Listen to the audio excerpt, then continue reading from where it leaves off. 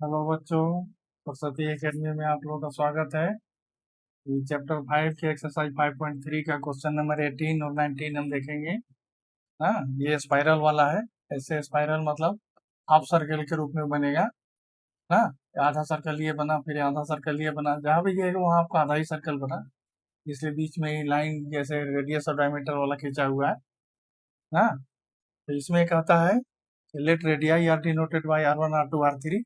Question बड़ा था इसलिए क्वेश्चन लिखा नहीं हूँ, उसका वैल्यू यहाँ लिख रखा हूँ। R1 equal to 0.5, R2 equal to 1, R3 equal to 1.5, R4 equal to 2 centimetre ना। Length of the semi circle is L1 L2 L3 L4 L ना एंड सो ऑन L13 तक। कह रहा है इसका टोटल लेंथ निकालना है सेमी सर्किल का। जैसे 13-12 से घुमाया रखा था, पाई का वैल्यू 22/7 दे रखा है, तो टोटल लेंथ क्या होता है L1 L2 L3 L13 ना। अभी total length equal to pi R1। जैसे सेमी सर्कल है तो सेमी सर्कल का फॉर्मूला क्या होता है, पाई इंटू आर। पूरे सर्कल का होता है 2 पाई आर, तो पाई R1 पाई R2 पाई R3 2 पाई R13 ना। पाई सब में है तो कॉमन ले लेंगे, R1 plus R2 plus R3 plus R13 तक हो गया। अब R1 R2 का वैल्यू रख देंगे, इसमें दे रखा है रेडियस का वैल्यू, इससे ये एपी बन रहा है ना। 0.5 1 1.5 2 से R13 तक निकलेगा ना। अब इसमें A1 बराबर क्या हो गया 0.5 ना, A2 बराबर 1, A3 1.5, तो A1 बराबर A बराबर 0.5, D बराबर A2 minus A1 equal to 1 minus 0.5 equal to 0.5, N equal to क्या है 13 ना। तो आप सम निकाल देंगे, तेरे हुए तो S13 equal to 13/2, 2 into 0.5 plus 13 minus 1 into 0.5, 13/2 1 plus 6 equal to 13 into 7/2। ठीक है, तो अब इसमें टोटल लेंथ निकाल लेंगे। ये तो खाली हमको रेडियस निकला ना S13 ना, मैंने रेडियस का हमको जैसे टोटल सम निकला ये अंदर वाला रेडियस का, अब पाई से मल्टीप्लाई करेंगे तभी तो टोटल आएगा। तो पाई इंटू 13 इंटू 7/2 ये वाला, पाई का वैल्यू पुट कर देंगे 22/7 है, यहाँ दे रखा पाई इक्वल टू 22/7 ना। इससे 7 7 कट गया, 2 से 11 होगा, 11 इंटू 13 कर दीजिएगा तो 143 सेंटीमीटर टोटल लेंथ आ गया, है ना। अब क्वेश्चन 19 है, A equal to 20, D equal to -1, SN equal to 200, N equal to what, AN equal to what। मैंने कहता है ये वाला लॉग वाला है कि जैसे 200 लॉग हैं, उनको ऐसे एक दूसरे के ऊपर ढेर लगा के रखा गया ना। यह सबसे नीचे वाला में है 20, उसके ऊपर है 19, उसके ऊपर 18 17, ऐसे पूछ रहा है कि कितना रो बनेगा, कितने लाइन में इनको रखेगा, और सबसे टॉप में कितना आएगा, कितना जैसे लॉग आएंगे ना। लॉग मतलब जैसे बल्ली होता है, ये देखते होंगे सेटरिंग उटरिंग लगाने वाला जो होता है में घर उर में, उसी को लॉग कहा जाता है यहाँ अंग्रेजी में। ए बराबर है 20, सबसे नीचे वाला में 20 है, एक एक कम हो रहा है तो -1 हो गया। अगर +1 ले लीजिएगा ना -1 की जगह पर, तब नहीं आएगा, गलत आ जाएगा आंसर। और S N equal to total कितना होगा 200, एन निकालना है और एन निकालना है।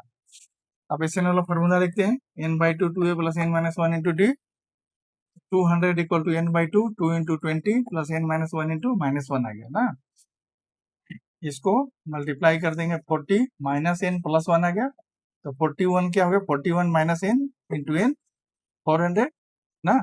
अब इसको मल्टीप्लाई कर देंगे n स्क्वायर ना, ये आ जाएगा 41n माइनस n स्क्वायर इधर आके हो गया ना, प्लस n स्क्वायर, और ये 41 आके इधर -41n आ गया, और 400 तो इधर है ही तो प्लस 400 हो गया ना।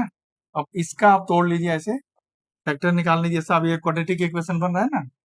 तो अब इसका क्वाड्रेटिक इक्वेशन तोड़िएगा, मिडिल टर्म तोड़िएगा, तब इसका n का वैल्यू आएगा, वैसे नहीं आएगा। n square -25n minus 16n plus 400 equal to 0। 25 को 16 से मल्टीप्लाई करिएगा तो 400 आएगा, 25 और 16 कट करिएगा तो 41 आ जाएगा ना। तो n into N minus 25 minus 16 into N minus 25 हो जाएगा ना। इसमें से जैसे 400 में से 16 कॉमन आ जाएगा तो यहाँ 25 ही बचेगा, क्योंकि 25 इंटू 16 5 5 या 25, और यहाँ 4 को 2 है तो 16 आ जाएगा। n minus 16 n minus 25 equal to 0, n minus 16 equal to, और n equal to 16, n minus 25 से n इक्वल टू 25 आया, लेकिन 25 नहीं होगा ना, क्योंकि जब शुरू में नीचे ही 20 हुआ है तो 25वीं लाइन कहाँ से बनेगा, जबकि एक एक कम भी हो रहा है, तो ये value not an admissible value लिखा हुआ है ना।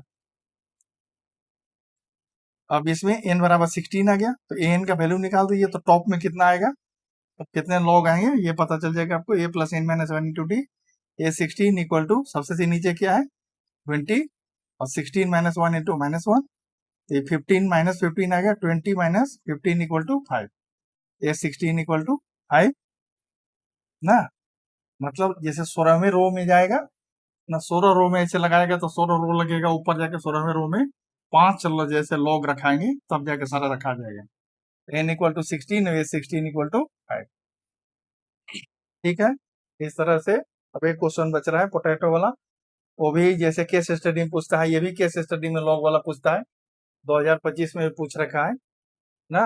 और ये भी आता है आपका केस स्टडी में क्वेश्चन नंबर 18।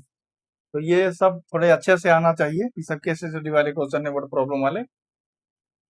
ठीक है, मिलते हैं अगले वीडियो में वही पोटैटो वाला क्वेश्चन के साथ। धन्यवाद।